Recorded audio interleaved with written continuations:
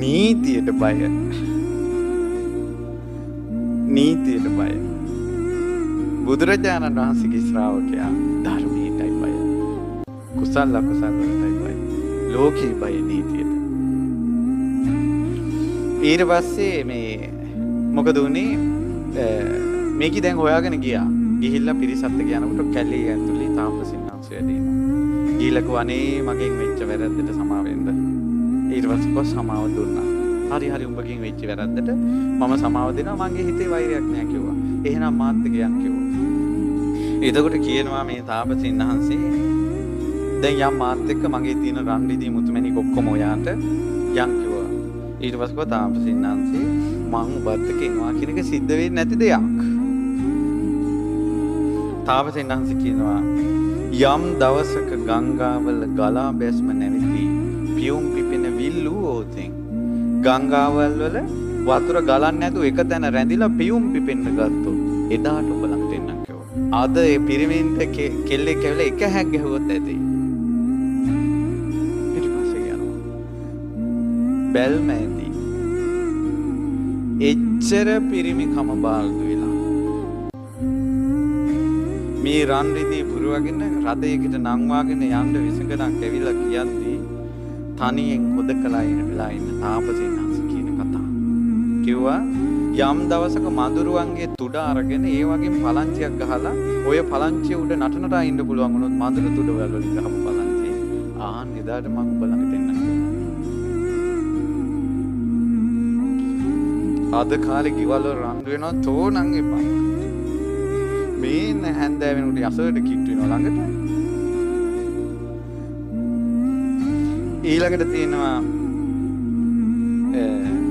යම් දවසක හාවුන්ගේ අං අරගෙන ඊතා හොඳින් මිනිමන් තනා දෙව්ලොව නැගතන්න හැකි වුණොත් අන්න එදාට එන්නක්. හාවගේ අං තියනවාද? මම මේ ගොඩාක් දේවල් මේ කියන්නේ විවාහ ජීවිතයේ කතාවක් නෙවෙයි. යමක් එපා වුණොත් ආයමත් ඒකේ ලගිනවා නම් ඒකේ අදහස තමයි එපා වෙනා නැහැ. දැන් මේ තාපසින්නාංශයට ඇත්තටම ස්ත්‍රීගේ පාඩම. යම් දවසක පිනිමඟකින් මීයේ කුඩට ගිහිල්ලා හඳ හැපුවොත් අන්න එදාට මම ඔබ ළඟට එන්නම් කිව්වා. යම් දවසක රාබීකු මැස්සෝ ටිකක් ගිහිල්ලා ගිනි අඟුරු ගොඩේ සින්දු කිය නටා හිටියොත් එදාට එන්නම් කිව්වා. යම් දවසක තක්කාලි පැහැය ගත් තොල් තියෙන ලස්සන මූණක් තියෙන නැටුම් ගැයුම් වලට හපම් බූරුවෙක් හිටියොත් ආන්න ඒකත් අරන් එන්නම් කිව්වා.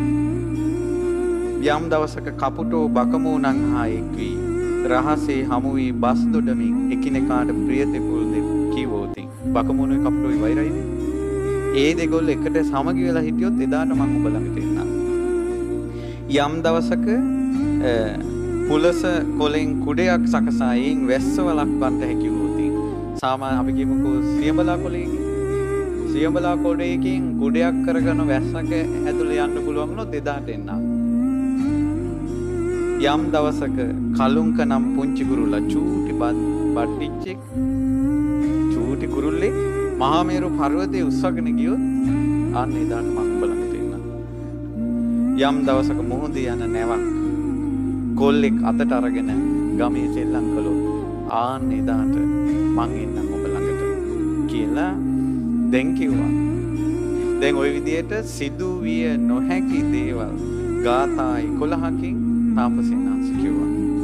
ඉතින් ඒ නිසා පින්වත්නි එහෙම කියලා ඒ තාපසින්නාංශේ අවසාන කියන්නේ නැති අනේ ඵලයන්පන් යන්න කියලා.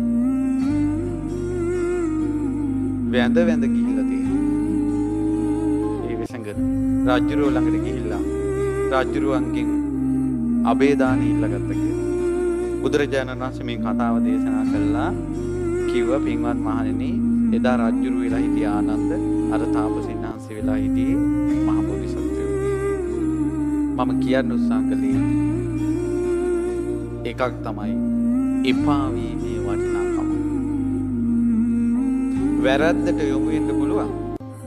එපා වෙන දවසක් එනවා නම් තමොන්ටත් පාර වැරදිලා තියෙන්න පුළුවන්. එපා වෙන දවසක් එනවා නම් ඇත්තටම තිත්ත වුණොත් සසරටම බලපානවා.